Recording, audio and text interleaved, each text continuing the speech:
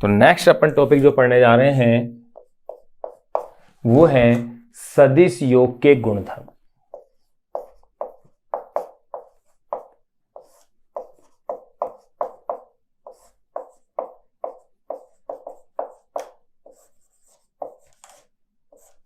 सदिश योग के गुणधर्म। अब सदिश जो योग होता है वो किन नियमों की पालना कर रहा है वो देखो। तो अपन यूं कह सकते हैं सदिश संयोजन निम्न नियमों की पालना करता है।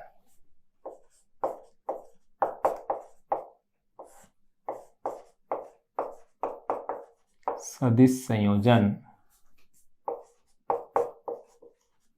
निम्न नियमों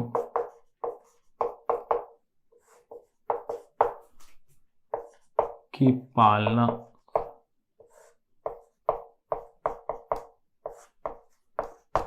करता है। यानी सदिश संयोजन कौन कौन से नियमों की पालना करता है वो नियम देखिए। नंबर 1, पहला नियम मैंने बताया क्रम विनिमय नियम। इस नियम की ये क्या करता है? पालना करता है। क्रम विनिमय नियम। अब क्रम विनिमय नियम है क्या? मैंने अभी थोड़ी देर पहले बताया कि P के अंदर मैं Q को जोड़ूं या Q के अंदर मैं P को जोड़ूं, परिणाम एक समान ही आता है। यही क्रम विनिमय का नियम कहलाता है। तो देखिए क्रम विनिमय का नियम, क्रम विनिमय नियम, इस नियम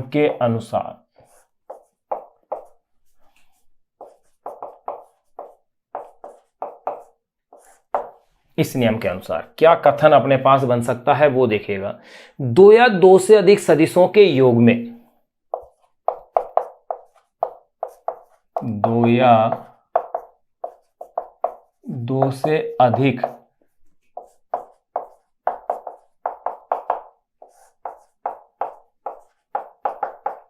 सदिशों के योग में, दो या दो से अधिक सदिशों के योग में इस बात का प्रभाव नहीं होता है कि योग में इस बात का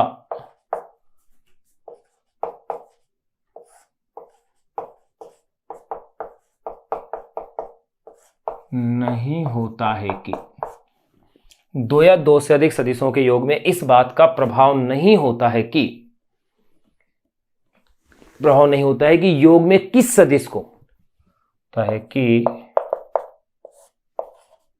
योग में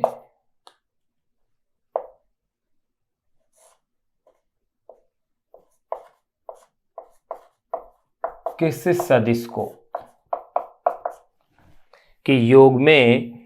सदिश को, प्रथम माना गया है।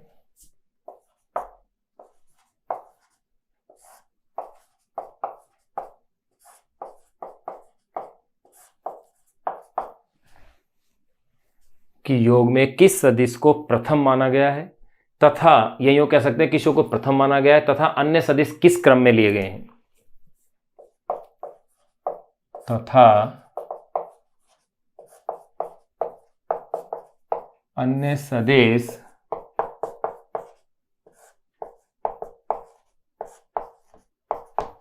किस क्रम में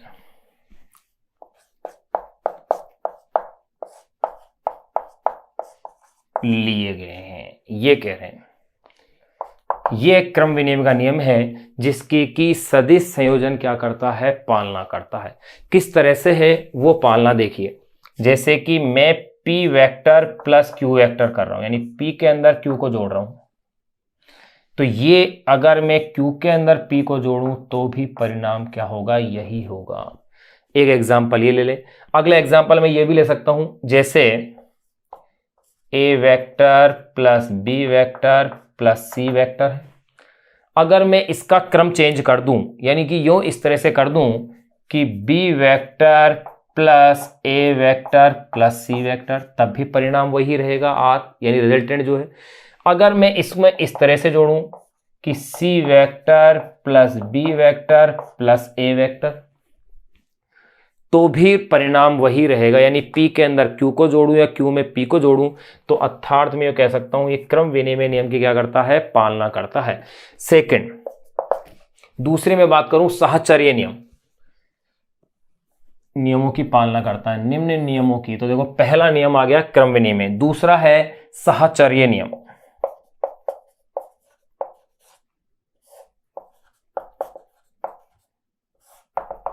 सदिश संयोजन साहचर्य नियम की भी पालना करता है। इसका मतलब क्या है, देखो अगर ए बी सी का योगफल कर रहे हैं अपन तीनों का, अगर ए और बी के योग में मैं सी को जोड़ दूं या सी और बी के योग में ए को जोड़ दूं, परिणाम क्या आएगा, सेम आएगा। यह कहलाता है साहचर्य नियम। तो अपन इसमें कह सकते हैं कि इस नियम के अनुसार, इस नियम के अनुसार, देखो इस नियम के अनुसार अपन ये बात कर रहे हैं, क्या कह सकते हैं, सदिशों ए बी तथा सी, सदिशों ए वेक्टर, बी वेक्टर तथा सी वेक्टर का योगफल ज्ञात करते समय, का योगफल ज्ञात करते समय, सदिशों ए वेक्टर, बी वेक्टर तथा सी वेक्टर का योगफल ज्ञात करते समय, का योगफल ज्ञात करते समय, चाहे सदिश सी वेक्टर को करते समय, चाहे सदिश सी वेक्टर को का योगफल ज्ञात करते समय, चाहे सदिश सी वेक्टर को, चाहे सदिश सी वेक्टर को सदिश ए वेक्टर व बी वेक्टर, सदिश ए वेक्टर सी वेक्टर को सदिश ए वेक्टर व बी वेक्टर के योग में जोड़ें,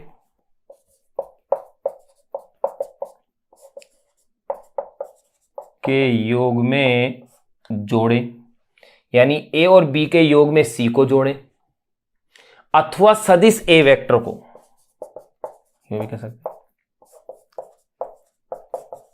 अथवा सदिश ए वेक्टर को, अथवा सदिश ए वेक्टर को सदिश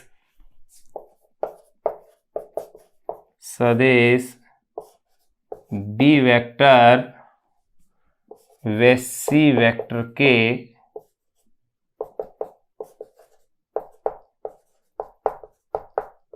योग में जोड़ें, अथवा सदिश ए वेक्टर को सदिश बी वेक्टर व सी वेक्टर के योग में जोड़ें। परिणामी सदिश आर वेक्टर समान होता है।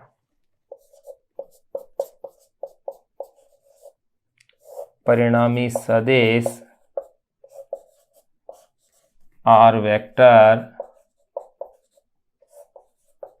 समान होता है, यानी कि यूं कहा जा सकता है, अर्थात अपन कैसा कह सकते हैं कि जैसे कि ए वेक्टर प्लस बी वेक्टर के योग में अपन ने क्या जोड़ा है, सी वेक्टर को, तो इसका जो परिमाण है यानी कि जो रिजल्ट आएगा परिणामी सदिश, और अगर मैं बी वेक्टर और सी वेक्टर के योग में अगर मैं ए वेक्टर को जोड़ रहा हूं तो भी परिणामी क्या होगा, वही आर वेक्टर होगा। अर्थात मैं यूं कह सकता हूं ये किसकी पालना कर रहा है, साहचर्य नियम की क्या करता है, ये पालना करता है। यानी सदिशों के, सदिश योग के गुणधर्मों में अपन ने दो गुणधर्म जान लिए हैं, तीसरा गुणधर्म अपन जानेंगे इसका बंटन या वितरण का नियम। वो क्या है देखो उसको भी जानते हैं।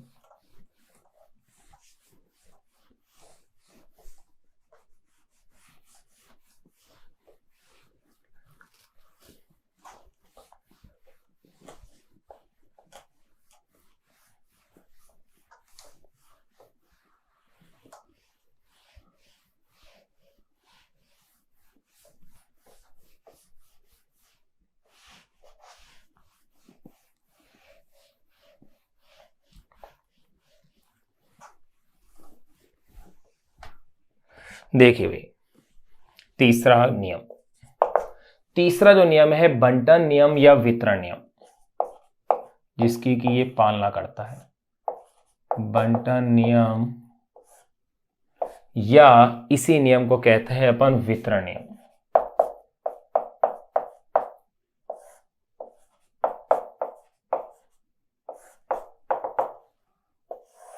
देखिए ये नियम क्या है, ये यूं कह सकते हैं, इस नियम के अनुसार देखो क्या होता है। इस नियम के अनुसार क्या है कि अगर मैं यूं मान लूं कि यदि लैम्डा, एन भी ले सकते हैं अपन, यदि लैम्डा एक अदिश संख्या हो, यदि लैम्डा एक अदिश संख्या हो, तो अगर लैम्डा एक अदिश संख्या है, यानी इस तरह से है, lambda is equal to bracket में A vector plus B vector हो, तो इसे आप lambda A vector plus lambda B vector कह सकते हैं। अर्थात ये वितरण नियम की क्या करता है, पालना करता है। यहां अपन ने सदिशों के संयोजन को कंप्लीट इसमें कर लिया है, ग्राफीय विधि तक का। अब अपन बात करेंगे सदिशों के व्यवकलन की, यानी कि सदिशों को घटाना, उसकी और अपन बातें कर लेते हैं। सदिशों का योग अपन ने ग्राफीय विधि जान ली, सदिशों के योग करने के जो नियम थे वो अपन ने जान लिए, त्रिभुज नियम, समांतर चतुर्भुज का नियम, बहुभुज का नियम। फिर सदिश योग के गुणधर्म भी जान लिए, और गुणधर्मों में किन नियमों की पालना हो रही है ये भी अपन ने जान लिया। अब अपन इसमें पढ़ने जा रहे हैं वो है सदिशों का व्यवकलन, यानी कि घटाना। सदिशों का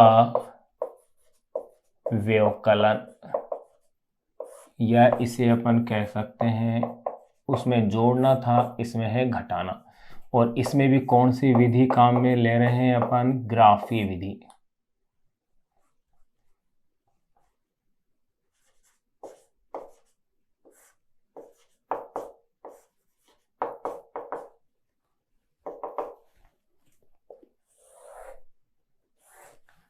इसमें भी अपन जिस विधि का उपयोग कर रहे हैं वो है ग्राफीय विधि।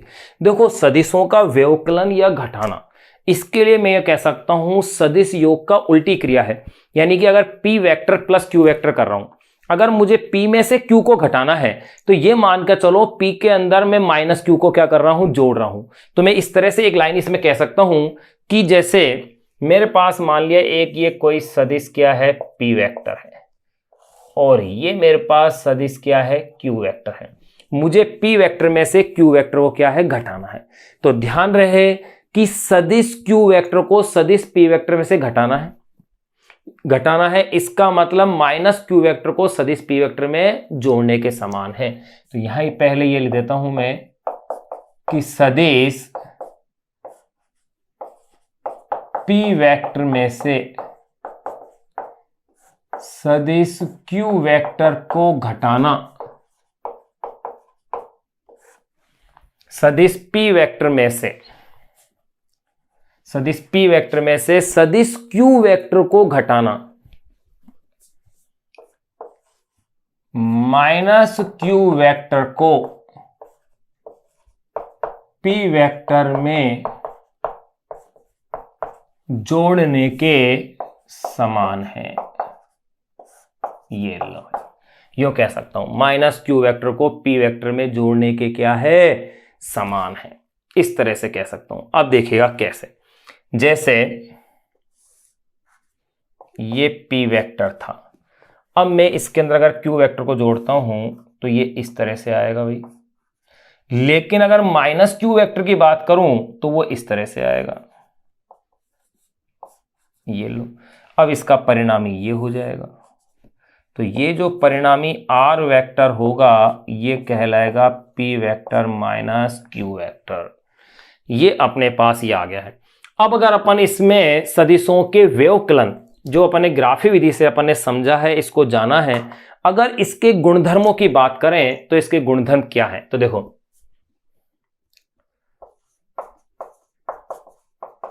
सदिशों, यूं कह सकते हैं अपन सदिशों के व्यवकलन के गुणधर्म, जिस तरह से योग के गुणधर्म थे वैसे ही व्यवकलन यानी कि घटाने के भी गुणधर्म है। पहला गुणधर्म, ध्यान करो, सदिशों के योग में p vector plus q vector करो या q vector plus p vector करो, मतलब एक था। लेकिन यहां p vector minus q vector और q vector minus p vector is not equal, यानी कि दोनों एक दूसरे के इक्वल नहीं होंगे। यहां इनमें क्या होगा, फर्क आ जाएगा। तो मैं पहली बात यही कह सकता हूं कि सदिशों का व्यवकलन क्रम विनिमय नियम की पालना नहीं करता है। तो पहली बात मैं यही कह सकता हूं कि सदिशों का व्यवकलन क्रम विनिमय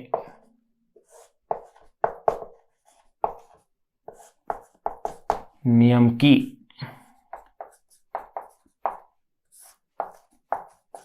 पालना नहीं करता है। सदिशों का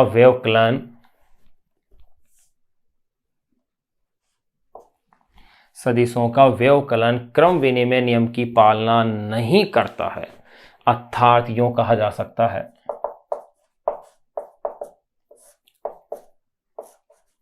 p vector minus q vector is not equal q vector minus p vector. p vector minus q vector is not equal q vector minus p vector. पहला ही आ गया। सेकंड गुणधर्म ये कह सकते हैं, ध्यान करो, सदिशों के योग के गुणधर्म में अपन ने इसी लेक्चर में पढ़ा था कि यह साहचर्य नियम की पालना करता है, लेकिन व्यवकलन साहचर्य नियम की पालना नहीं करता है। तो सेकंड कह सकता हूं सदिशों का व्यवकलन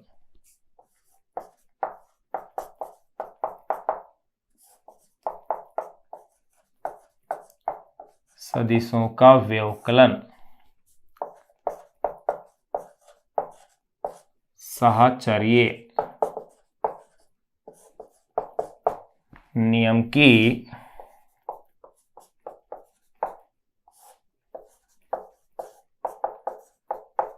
पालना नहीं करता है।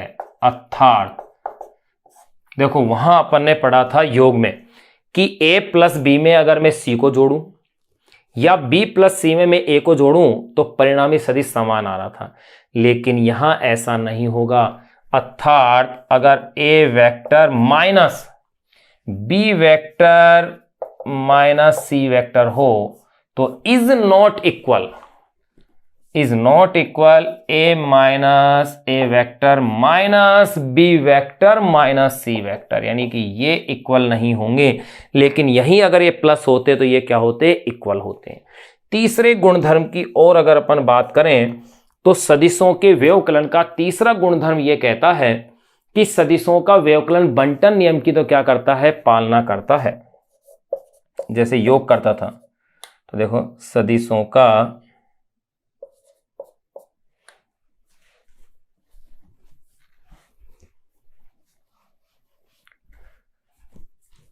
तो आप यूं कह सकते हैं नंबर थर्ड में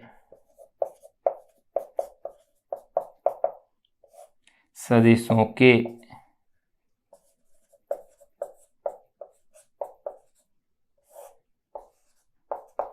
व्यवकलन में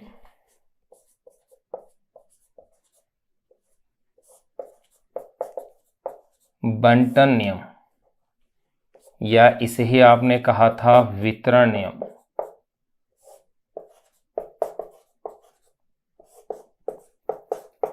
की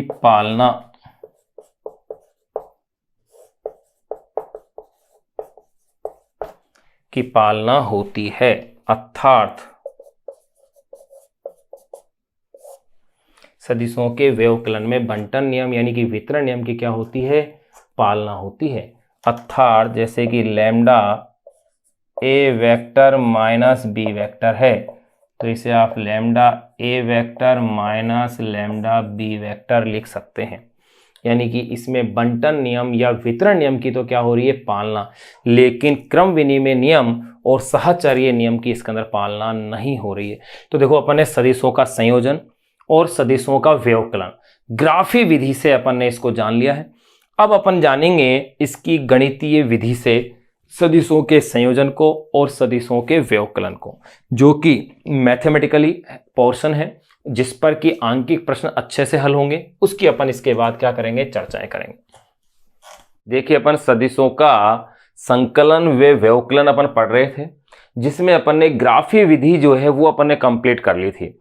उस ग्राफीय विधि में अपन ने सदिशों के संयोजन का त्रिभुज का नियम, समांतर चतुर्भुज का नियम, बहुभुज का नियम पढ़ लिया था। इसके साथ साथ सदिश संयोजन के गुणधर्म क्या है, किन नियमों की पालना होती है, जैसे क्रम विनिमय नियम, सहचर्य नियम यानी साहचर्य नियम और वितरण नियम, इनकी पालना होती है, ये अपन ने पढ़ लिया था। साथ के साथ ग्राफीय विधि में सदिशों का व्यवकलन भी अपन ने जान लिया था और व्यवकलन के भी गुणधर्म अपन ने समझ लिए थे। अब अपन सदिशों का संयोजन तो पढ़ेंगे, लेकिन यहां अपन अब जो पढ़ेंगे वो होगी गणितीय विधि।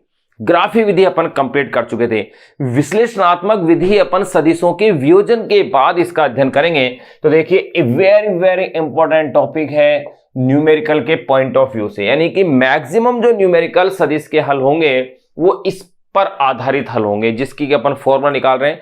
अपनी एनसीईआरटी बुक के अंदर इस टॉपिक को क्वेश्चन के रूप में दिया हुआ है, एक एग्जाम्पल के रूप में दिया हुआ है।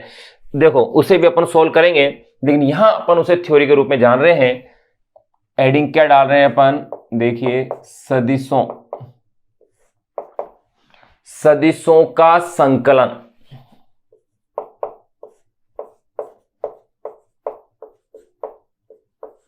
या इसे ही कह सकते हैं संकलन कह दो, या इसे संयोजन कह दो, या अपन इसे कह देते हैं योग, यानी सदिशों का संकलन या संयोजन, या मैंने इसे कह दिया है योग। और इसमें अपन जो पढ़ रहे हैं वो पढ़ रहे हैं गणितीय विधि।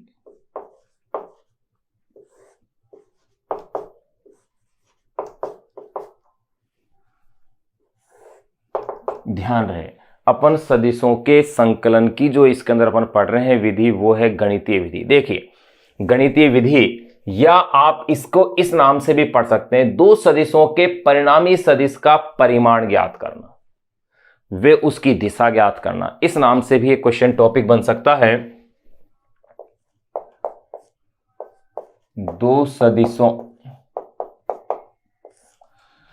सदिशों के परिणामी सदिश का, दो सदिशों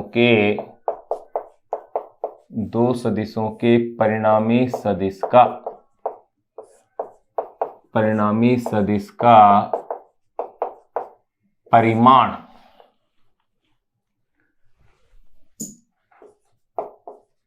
परिमाण वे दिशा ज्ञात करना, यानी कि इसमें मैथमेटिकली अपन फॉर्मूला बनाएंगे, परिमाण वे दिशा ज्ञात करना, ये अपने पास हेडिंग है। देखो मैंने क्या मान लिया, माना कि दो सदिश हैं पी वेक्टर और क्यू वेक्टर हैं, इनके मध्य का कोण थीटा है और इनका परिणामी सदिश क्या है, कैपिटल आर वेक्टर है। कैपिटल आर वेक्टर और पी वेक्टर के मध्य का कोण क्या है, थीटा है। देखिए मैं यहां बना देता हूं उसे, मान लिया मैंने कोई ये सदिश क्या है पी वेक्टर है, इसके अंदर मुझे क्यू वेक्टर को जोड़ना है। तरीका वही, पहले सदिश के हेड में दूसरे सदिश की टेल को जोड़ना है। ये मेरे पास है सदिश क्यू वेक्टर, परिणामी सदिश ये बन जाएगा, ये हो गया है आर वेक्टर। अब देखिए भाई पी वेक्टर और क्यू वेक्टर के मध्य का कोण क्या है, थीटा है। भाई पी वेक्टर की डायरेक्शन ये है और क्यू की डायरेक्शन ये है, तो इनके मध्य का ये कोण क्या है, थीटा है। और P और R वेक्टर के मध्य का कोण क्या है, अल्फा है। यहां से एक अभिलंब डाल दीजिए, अपन एक बहुत ही महत्वपूर्ण डेरिवेशन इसके अंदर करने जा रहे हैं।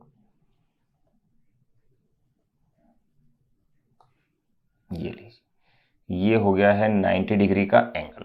देखिए भाई इसका नामकरण भी कर दें आप, A B C और ये D, ये कोण मैंने यहां से क्या ले लिया है, अल्फा। अब थोड़ा सा अपन इसके बारे में लिख दें, तो देखो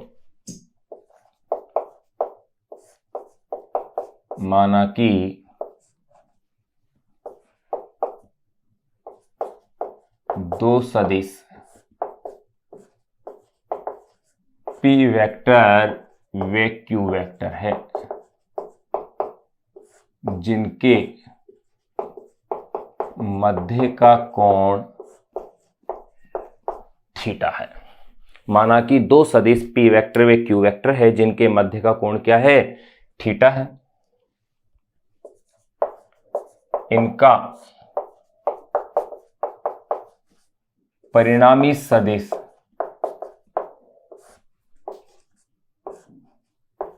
r वेक्टर है जिसका परिमाण यानी उसका मैग्नीट्यूड, जिसका परिमाण कैपिटल R है। P वेक्टर व R वेक्टर के मध्य का कोण क्या है, अल्फा है। अब देखिए मुझे तो इस R वेक्टर का क्या करना है, परिमाण ज्ञात करना है। इसके लिए मैंने क्या किया, इसको आगे बढ़ाया और यहां से इसके ऊपर एक अभिलंब डाल दिया। अब आप गौर कीजिए, मैं अगर इस साइड की वैल्यू ज्ञात करना चाहूं कि ये एंगल कितना डिग्री, ये भुजा कितनी है, तो देखिए थीटा के साथ वाला अगर मैं कंपोनेंट लेता हूं तो वो आता है कोस थीटा। तो मैं इसे कह सकता हूं क्यू कोस थीटा। और ये इसके अलावा दूसरा जो है ये बन जाएगा क्यू साइन थीटा। ये वाली साइड अगर ऐसे समझ में आता है तो ठीक है, नहीं तो अपन इसे दूसरे तरीके से और निकाल सकते हैं। देखिए कैसे निकाल सकते हैं। ये मेरे पास समकोण त्रिभुज है BDC या CDB, कुछ भी कह सकता हूं मैं, CDB भी कह सकता हूं, BDC भी कह सकता हूं। तो देखिए इससे अगर मैं कोस थीटा और साइन थीटा का मान निकालता हूं तो मेरे पास BD भुजा का क्या होगा, मान ज्ञात हो जाएगा। तो देखिएगा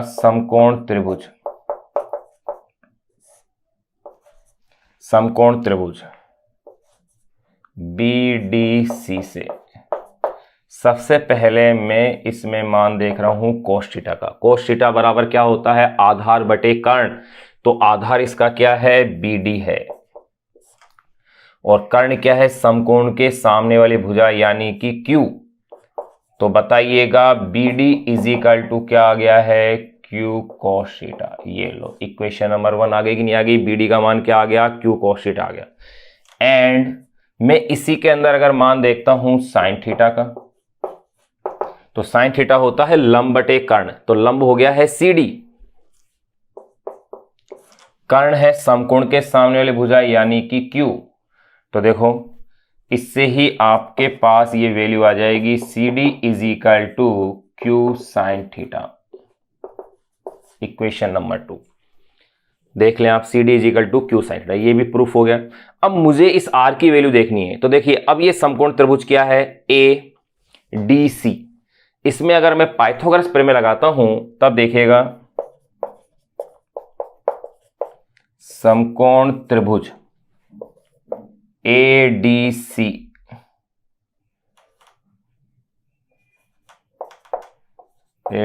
में पाइथागोरस प्रमेय से क्या कहती है पाइथागोरस प्रमेय, कि कर्ण का स्क्वायर इज इक्वल टू लंब स्क्वायर प्लस आधार स्क्वायर, या कर्ण का स्क्वायर इज इक्वल टू आधार स्क्वायर प्लस लंब स्क्वायर, यो अपन कह सकते हैं। तो देखो समकोण त्रिभुज ADC में पाइथागोरस प्रमेय से अगर मैं देखता हूं तो कर्ण का स्क्वायर यानी कि AC, ये कर्ण है, का स्क्वायर इज इक्वल टू आधार का स्क्वायर अर्थात AD का स्क्वायर प्लस फिर क्या आ रहा है मेरे पास DC, या मैं इसे कह सकता हूं CD का स्क्वायर, ये लो, या इसे ही मैं कह सकता हूं AC का स्क्वायर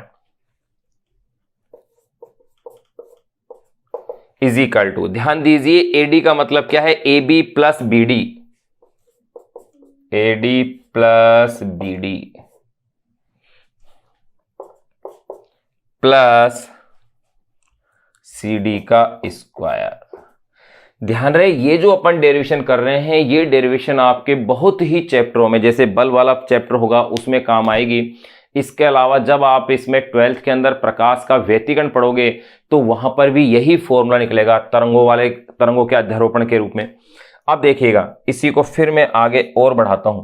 तो देखिए अब आप इसमें वैल्यूज रखते जाइए। AC का मीन्स है R, तो ये लो R का स्क्वायर यानी उसका परिमाण आ गया। AD ऐसे D तक, सॉरी क्या लिख दिया इसमें, ए बी आएगा, ये हो गया है, यानी कि मेरे पास ए डी का मतलब हो गया है A B plus B D. तो देखो ए बी की वैल्यू क्या है, पी है, प्लस बी डी की वैल्यू है क्यू कोस थीटा, जो अपन निकाल चुके हैं, ये लो इसका होल स्क्वायर है, प्लस बी डी अपन लिख चुके हैं, फिर है सी डी की वैल्यू है क्यू साइन थीटा, ये लो। बस ये वैल्यूज अपन को रखनी थी। अब इसकी अपन सिंपल मैथमेटिक्स को क्या करेंगे, सोल्व करेंगे। तो देखिए क्या मैथमेटिक्स सोल्व होती है, अपन क्या पढ़ रहे हैं, सदिशों का संकलन, जिसे अपन संयोजन या योग भी कहते हैं, उसमें अपन विशेषकर पढ़ रहे हैं गणितीय विधि। ध्यान रहे कौन सी विधि पढ़ रहे हैं अपन, इसके अंदर गणितीय विधि, ग्राफीय विधि अपन कंप्लीट कर चुके हैं, जिसके अंदर अपन ज्ञात कर रहे हैं दो सदिशों के परिणामी सदिश का परिमाण और दिशा ज्ञात करना। यहां तक आप इसे नोट कर लें, क्योंकि इसके आगे की स्टेप्स के लिए अपन को इसको साफ करना पड़ेगा।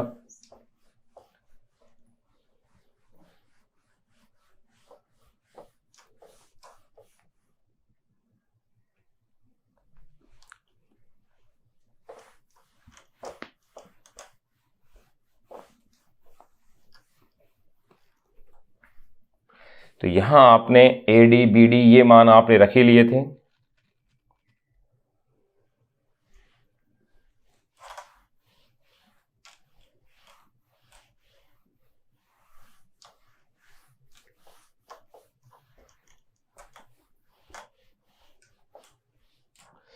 अब देखिएगा इससे आगे की स्टेप्स को मैं यहां सोल्व कर रहा हूं, यानी कि r का स्क्वायर इज इक्वल टू, अब यहां आप इसे सोल्व कर लें a प्लस बी के होल स्क्वायर से। उसमें क्या होगा, p का स्क्वायर प्लस 2pq, p का square plus 2pq cos theta, plus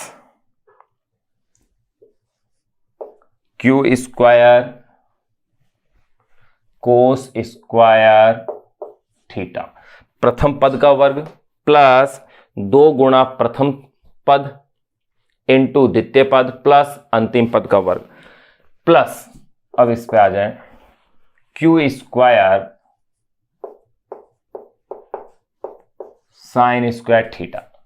अब इसमें आगे की स्टेप्स फिर देखिएगा, R square is equal to P square plus 2pq cos theta. इसमें से और इसमें से क्यू स्क्वायर को आपने क्या लेना है, कॉमन। तो अगर ये कॉमन आ गया है तो ये हो गया है cos square theta plus sine square theta. चूंकि cos square theta plus sine square theta की वैल्यू क्या होती है, 1 होती है। चूंकि cos square theta plus sine square theta is equal to 1, तो देखिएगा आर का square is equal to P square plus 2pq cos theta plus Q square, या इसे मैं कह सकता हूं R is equal to root of P square plus Q square plus 2pq cos theta. ये इक्वेशन नंबर 3 आ गई। ये जो इक्वेशन है परिणामी सदिश का परिमाण ज्ञात करने की इक्वेशन है। ध्यान रहे सदिश राशि कोई सी भी हो सकती है, वेग भी हो सकता है, त्वरण भी हो सकता है, बल भी हो सकता है, संवेग भी हो सकता है, सभी के लिए ये कॉमन फॉर्मूला है सभी सदिश राशियों के लिए। ये जो इक्वेशन नंबर मेरे पास जो 3 आई है, इस इक्वेशन 3 को ही अपन कोज्जा का नियम कहते हैं। तो देखिए अपन यूं कह सकते हैं, इसे ही कोज्जा का नियम कहते हैं। तो देखो समीकरण 3 को ही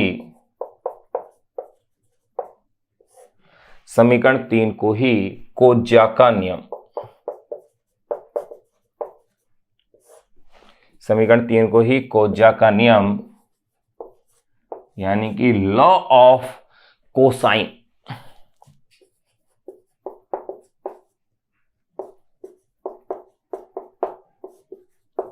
कहते हैं, जिसकी सहायता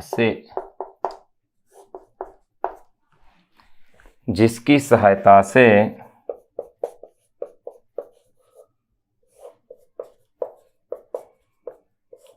परिणामी सदिश का परिमाण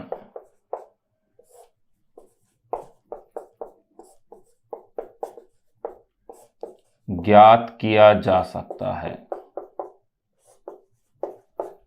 जिसकी सहायता से परिणामी सदिश का परिमाण ज्ञात किया जा सकता है। देखो यहां अपन ने परिमाण ज्ञात करने वाला फॉर्मूला इसका डिराइव कर लिया है। सिंपल सा मेथड आपको ध्यान रखना है, किस तरह से अपन ने इस फॉर्मूले को निकाला है। देखिए वापस देखें, ये P कोई सदिश राशि है जिसके अंदर अपन ने Q वेक्टर को, यानी P वेक्टर के अंदर किसको ऐड किया है, Q वेक्टर को, और ये इसका परिणामी सदिश आ गया। इसको आगे की ओर बढ़ाया और यहां से इसके ऊपर क्या किया, अभिलंब डाला। ये एंगल कितना है मेरे पास, थीटा है, यानी P और Q के मध्य, Q इस डायरेक्शन में, P इस डायरेक्शन में है, तो इनके मध्य का कोण क्या है, थीटा है। ये कोण थीटा होने की वजह से भुजा जो BD है इस त्रिभुज की, यानी कि BDC जो त्रिभुज है इसकी ये भुजा है वो क्या हो गई, Q cos थीटा हो गई, और ये वाली भुजा क्या बन गई, Q sin थीटा, जिसे अपन प्रूफ कर चुके हैं। फिर आपको क्या करना है कि इसमें पाइथागोरस प्रमेय लगानी है। तो इस कर्ण का स्क्वायर बराबर आधार का स्क्वायर प्लस लंब का स्क्वायर, फिर उसकी जनरल मैथमेटिक्स आपको क्या करनी है, सोल्व कर लेनी है। तो यहां अपन ने समीकरण 3 को ही क्या कहते हैं, अपन कोज्जा का नियम कहते हैं, जो अपन ने व्युत्पन्न कर लिया है। ये जो कोज्जा का नियम है इसकी सहायता से परिणामी सदिश का परिमाण ज्ञात किया जा सकता है, यानी जो रिजल्टेंट अपने पास वेक्टर आ रहा है उसका मैग्नीट्यूड अपन इसकी हेल्प से क्या कर सकते हैं, फाइंड आउट कर सकते हैं। ये अपन ने इसमें देख लिया है।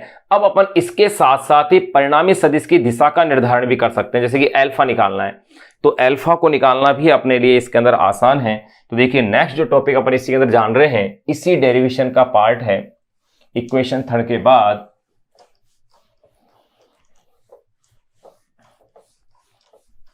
ये एक इंपॉर्टेंट डेरिवेशन थी जो कि अपन ने कंप्लीट कर ली है। अब अपन इसके अंदर पढ़ने जा रहे हैं वो है परिणामी सदिश की दिशा का निर्धारण। परिणामी सदिश की दिशा का निर्धारण। देखिए परिणामी सदिश की दिशा का निर्धारण अपन कैसे करेंगे, यहां अल्फा फाइंड आउट करना है। तो मैं इस ट्राइंगल में क्या करता हूं, tan अल्फा की वैल्यू देख लेता हूं। tan अल्फा, tan का मीन्स है लंब बटे आधार, तो लंब इसका क्या बन रहा है भाई, CD, आधार क्या बन रहा है इसका, AD।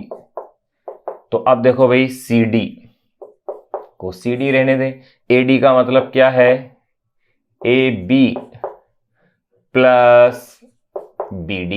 बस अब आपको इनके मान ही तो रखने हैं। तो देखिए भैया tan alpha is equal to CD, CD का मीन्स है Q sin थीटा, ये अपन पहले ही लिख चुके हैं। फिर AB, AB का मीन्स है P क्योंकि मैग्नीट्यूड ले रहे हैं अपन। फिर है BD, BD का मतलब है Q cos थीटा। ये आ गई मेरे पास इक्वेशन नंबर 4, tan अल्फा की वैल्यू निकालने के लिए, जिसको कि मैं इस तरह से भी लिख सकता हूं, alpha is equal to tan inverse Q sin theta upon में P plus Q cos theta. Equation number 5। ये अल्फा का क्या कर लिया है अपन ने, इसमें इसका निर्धारण कर लिया है। अब यहां ये जो दो फॉर्मूले हैं इन दोनों फॉर्मूलों पर आधारित कुछ विशेष केस यानी स्पेशल केसेस या विशेष परिस्थितियों के अपन क्या करेंगे, चर्चाएं करेंगे। अगर दोनों सदिश एक ही दिशा में हो तो परिणामी सदिश क्या होगा, उसकी दिशा क्या होगी। अगर दोनों सदिश परस्पर लंबवत हो तो परिणामी सदिश का परिमाण क्या होगा, और अगर विपरीत हो तो परिणामी सदिश का परिमाण क्या होगा। तो 3 केस ये हुए। चौथा केस अपन इसमें जानेंगे, अगर दोनों सदिशों का परिमाण समान हो तो क्या होगा। तो देखिए यहां अपने पास ये 2 फॉर्मूले आ गए हैं, ये आपको कंठस्थ याद रहने चाहिए।